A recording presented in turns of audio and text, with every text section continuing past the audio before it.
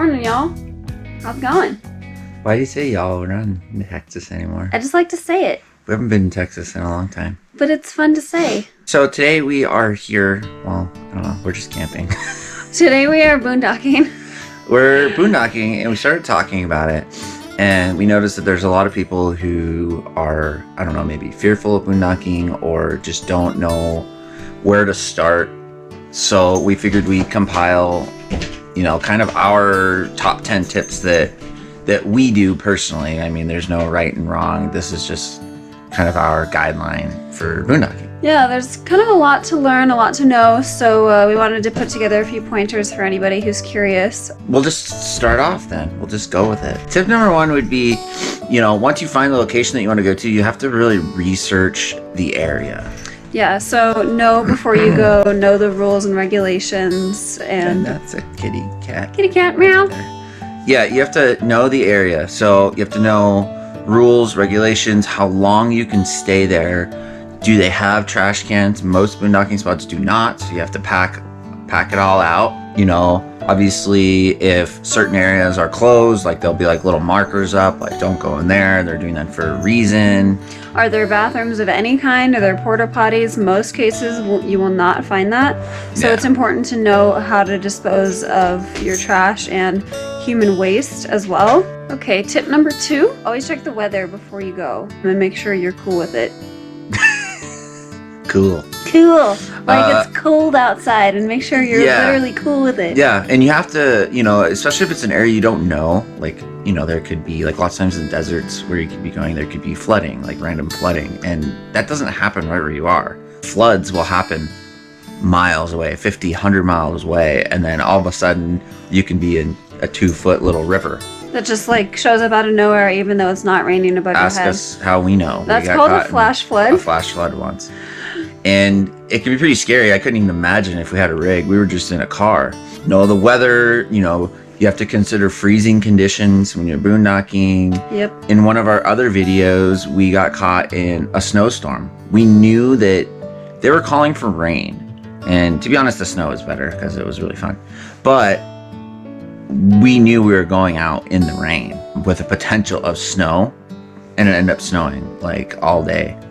So that's just something to be aware of, because if you go into a spot, if you go down a dirt road when the weather's nice and all of a sudden you're in there for a week and then all of a sudden it's muddy, just like, South Dakota as well. You might have trouble getting out of your spot. You might not be able to get out. You might get stuck. And if it's going to be hot weather, warm weather, if you have pets especially, like be aware of the potential temperature inside the rig. This is perfect. Everyone always says they want to see our dogs more, so this is perfect. You got Blue over there too. Yeah, he's looking at the view. Oh my gosh. So this is another one that we actually kind of break. It's not a rule, it's more of a guideline. Helpful guideline. But it's don't show up in the dark if possible. It makes everything harder.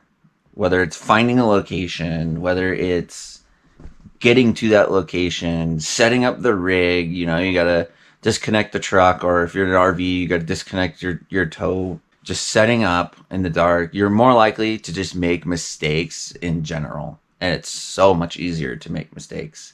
I'd say the biggest thing is getting into your spot. You're gonna make mistakes. So try not to show up in the dark. We know it happens.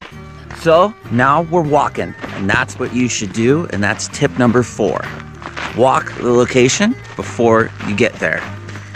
Yeah, if you have space to pull over safely before you pull down a dirt road and get into your boondocking area, try to always walk it, scope it out, see if you have enough room to turn around.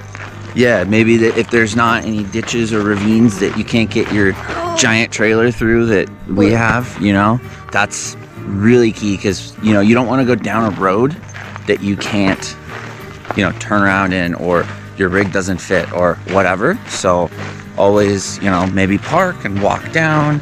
You can look at Google Images, that helps, but it still doesn't give you an accurate vision of what the spot is like. Tip number 5, always have a backup option. Yeah, so this is something I think a lot of people don't think about.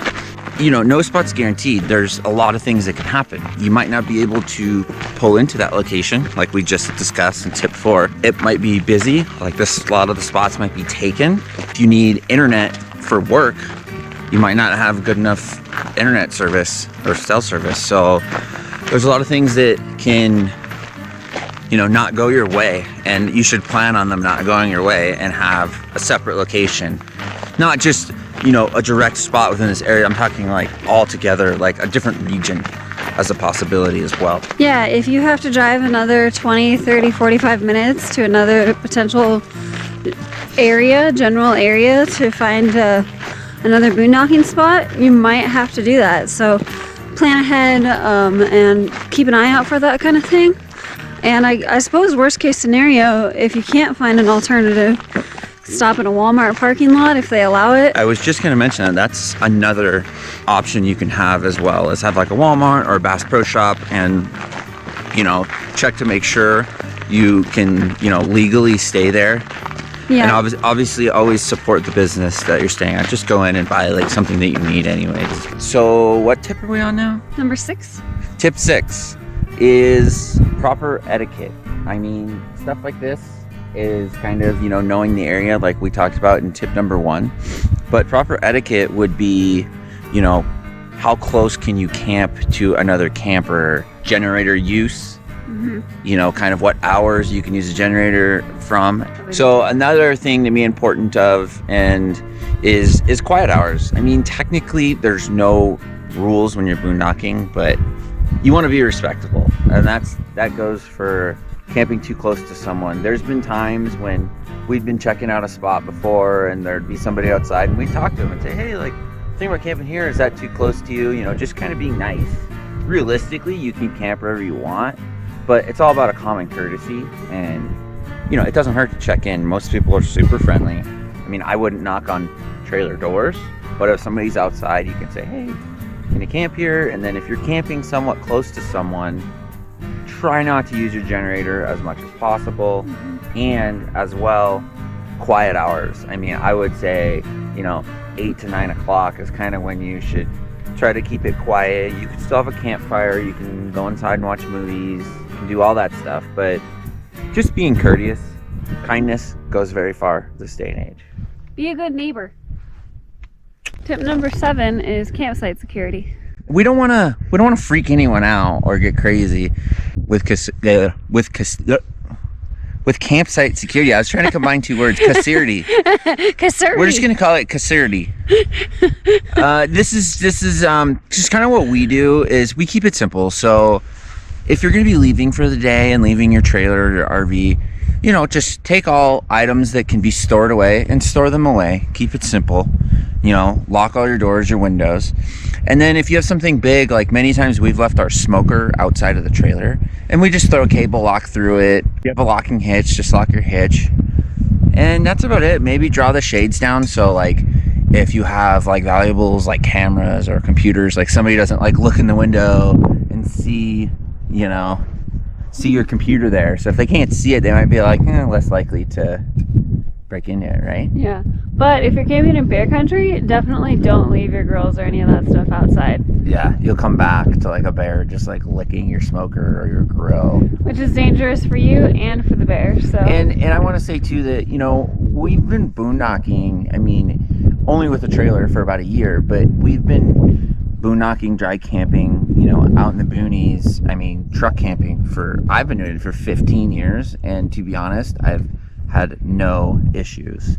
Most of the time when you're out there, it's like-minded people who are doing the same thing. Like, you know what I mean? Most of the time you're going to meet just nice people who are out there to off-road or just to camp and get away from the city. And the rare time when something like that happens, it's probably because you're closer to a city or something like that. So tip number 8 would be being very aware of what you do with your trash. This is key. There's a lot of things that can go wrong with your trash, believe it or not. So you have to be careful. I would recommend not leaving any trash outside for various reasons. yeah, there's critters, bugs, Bears. bears. So leaving your trash outside, you can come back to camp and you'd be like, where'd our trash bag go? And then the whole area you're in could just be scattered with trash, and then you're gonna have to go for miles upon miles picking up your own trash. So don't do that. I mean, the same thing with leaving it outside, you know, just, I don't know. I think be very aware of your trash. I think that's just a good statement. Obviously, don't be leaving any trash anywhere that you're camping. That should go without saying. Yes, of course.